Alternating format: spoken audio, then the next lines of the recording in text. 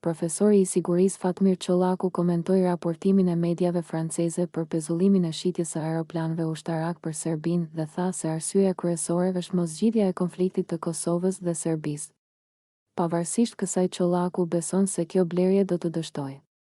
Sensitiviteti i rrethanave dhe situatës në veriun e Kosovës dhe moszgjidhja e deritanishme e konfliktit apo pretendimeve të Serbisë për territorin e Kosovës ishte arsye kryesore që Franca pezulloi shitjen deri në një vendim të ri.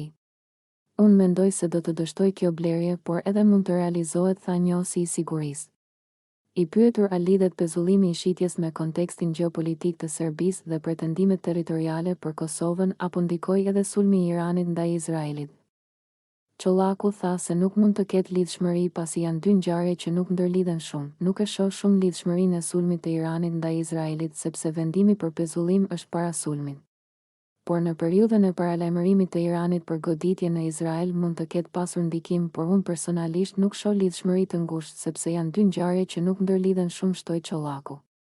Mediat franceze raportuan se Franca i ka vënë kushte Serbisë për blerjen e aeroplanëve luftarak dhe se ky vendim vjen pak ditë pasi presidenti serb Aleksandar Vučić foli për një marrëveshje ndërmjet Serbisë dhe Francës që Beogradi të blejë 12 aeroplan luftarak francez në vlerë prej mbi 3 miliard euro.